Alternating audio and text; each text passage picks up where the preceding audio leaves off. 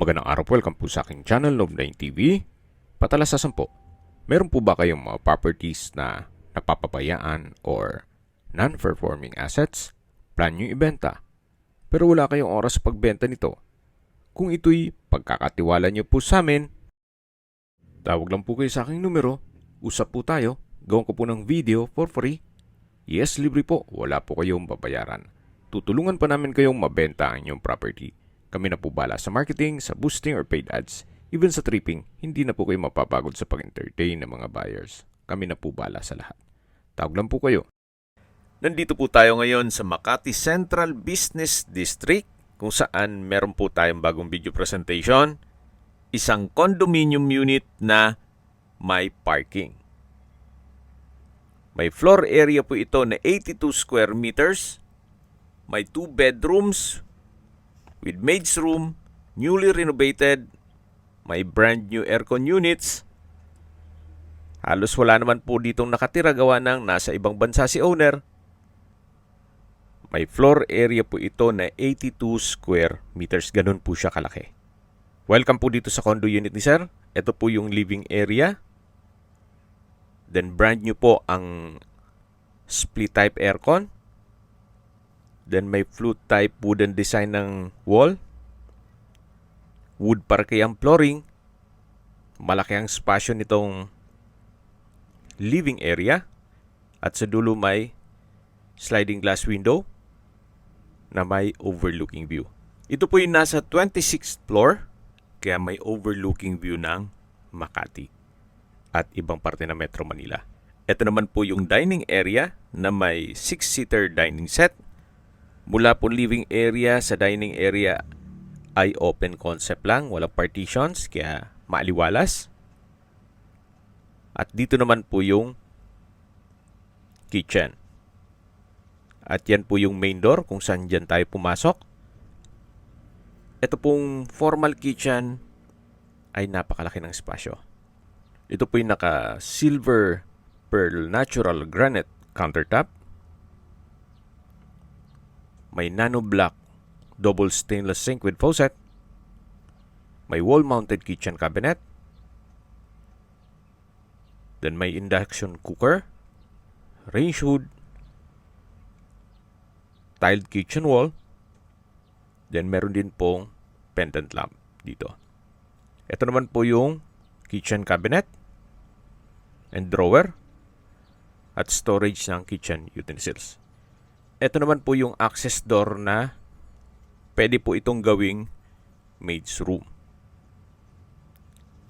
Or depende po sa inyo kung anong magiging use nito. Gawa ng malaki naman po ang espasyo nito.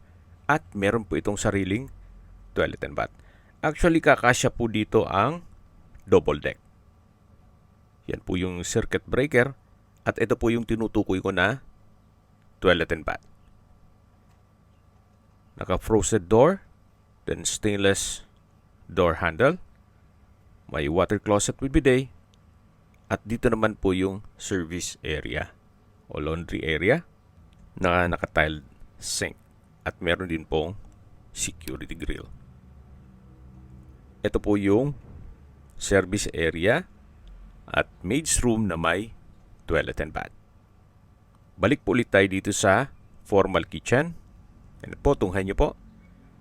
Bihira na po sa mga condominium ngayon na ganito kalalaking kusina, pati po sa living area at dining area. Ulitin ko po, ito po'y 82 square meters at may parking pa. Tungkol naman sa dokumento nito, ito'y titulado, buhay po ang may-ari, kaya wala po kayong maging problema sa documentation o sa transfer ng title. Ito po yung first bedroom. Malaki din po ang espasyo. Naka-wooden design tile flooring. May bed frame and mattress, bedside table, brand new split type aircon. At ito naman po yung tanawin mula dito sa kwarto. Yan po yung Makati Central Business District. Malapit po sa lahat. Napaganda po ng lokasyon. Yan po yung Skyway. At matatanaw din natin yung ibang parte ng Metro Manila. Balik na po tayo dito sa loob. Tunghayin niyo po itong first bedroom. Meron pong wardrobe at may sariling toilet and bath. Ito pong pintuan ay naka-smart door lock. At yan po yung tinutukoy ko na wardrobe. Ito naman po yung toilet and bath. May hand wash basin, vanity mirror, wall-mounted bathroom cabinet, water closet with bidet, tile bathroom wall, at ito naman po yung shower enclosure. Frameless glass door na may stainless door handle. Naka-modern shower panel or shower system na may multiple spray options gaya ng rainfall, massage jet, at handheld shower heads. Meron din po itong temperature and flow controls. Labas na po tayo dito sa toilet and bath ng first bedroom. Yan po, napakalaki ng spasyo. At paglabas nyo naman ay yung living area o salas. Then meron pong malaking glass window, may overlooking view. At yan po yung dining area. At sa dulo naman may vanity mirror. At dito naman po yung common toilet and bath. Check natin yan mamaya. Ito naman po yung second bedroom.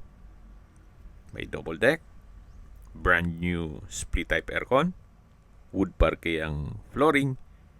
At sa spasyong malaki din po. Meron din po itong malaking sliding glass window na may overlooking view. So yan po, tunghayin nyo po, napakaganda ng tanawin. So yan po. At tunghayin nyo ulit itong second bedroom. Labas na po tayo dito. Check natin yung common toilet and bath. Gaya po ng nasabi ko sa inyo kanina, newly renovated po ito. Kaya halos mga bago po yan. May vanity mirror, hand wash basin, wall-mounted bathroom cabinet, nano block faucet, water closet with bidet. Meron din pong shower enclosure at modern shower panel o system na may multiple spray options. Labas na po tayo. Yan po ulit yung living area. At doon naman yung first bedroom. At ito po yung dining area. Matatanaw naman natin yung main door. At ito po yung hallway. Okay, summarize ko lang po. Ito pong condo unit ay nasa Oriental Garden, Makati. Nasa 26th floor. May floor area po ito na 82 square meters. May 2 bedrooms, 3 toilet and bath, at may maid's room. Fully furnished at newly renovated. Meron din po itong parking na title din po yan. Updated din po ang amilyar for 1 year, pati po condo dues. Nasa 7,000 pesos ang monthly, pero binayaran na po ni owner lahat.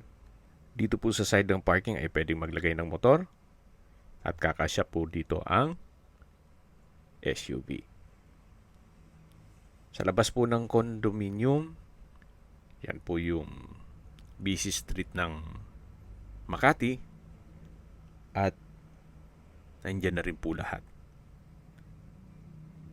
Mga fast food and restaurants at mga iba pang business establishments. Okay, dito naman po tayo sa amenities. Meron po itong swimming pool, jacuzzi, landscape garden, at koi fund, then Asian-inspired gazebo, may fitness center, children's pool, na sa ngayon po under maintenance. Meron din pong outdoor play area, daycare center, commercial arcade, function room, at marami pong iba. Tungkol naman sa security, well, medyo mahigpit po dito kaya safe na safe po ang pamilya nyo dito. At habang naglilibot po tayo, pag-usapan na natin ang distance, location at travel time. Mula po sa Makati Medical Center, ang distance is 400 meters at ang travel time is 4 minutes or ito'y walking distance lang po. At mula naman po sa Greenbelt or One Ayala Mall, ang distance is 1.9 kilometers at ang travel time is 12 minutes. Mula naman po sa Assumption College, San Lorenzo, ang distance is 2.1 kilometers at ang travel time is 11 minutes. Mula naman po sa airport, ang distance is 7.3 kilometers at ang travel time is 17 minutes. Okay, recap ulit po sa mga nag-skip ng video. Ito pong condo unit ay nasa Oriental Garden, Makati. May floor area na 82 square meters with parking. 2 bedrooms with 2 toilet and bath at meron din po palang maid's room sa service area na may sariling toilet and bath. Newly renovated with brand new aircon units. At halos hindi naman po ito natirahan ni owner gawa ng nasa ibang bansa po siya. Hindi rin po niya pinapaupahan. Lahat pong condo dues ay bayad na for a year, even real property tax. Tungkol naman sa dokumento nito, ito'y titulado, buhay po ang may-ari, kaya wala po kayo maging problema sa documentation o sa transfer ng title. Binibenta po ito ni owner sa halagang 12.9 million pesos net. Kung may mga katanungan po kayo, tawag lang po kayo sa aking numero. At sa mga kababayan naman natin nasa ibang bansa, meron po akong WhatsApp, Viber at Telegram. Same number lang po, 0917-316-3399. Sa mga nagtatanong naman po ng aming Facebook, meron po aming Facebook page na Nov9TV at Facebook Real Video. Meron din pong TikTok at Instagram. May ibang YouTube channel po kami, the Nov9TV channel, Nov9TV Listings, Nov9TV On The Spot, Nov9TV Updates, at Nov9TV House Rental. Sana po naibigyan nyo ang video presentation. Paki-like and subscribe na lang po sa aking channel para ma-update din po kayo sa aking future listings. Kung sakali po hanap nyo yung mas malaking sukat ng lupa, meron din po kami ibang listings na pwede nyong pagpilian. Huwag po kayong mag-atubiling tumawag sa amin. Then, let us know your budget para malaman namin kung anong property pwede naming ilog sa inyo. Sa lahat pong viewers, subscriber at nagtiwala po sa amin, salamat po sa suporta. Ingat po kayo lagi at yung pamilya. Maraming salamat po.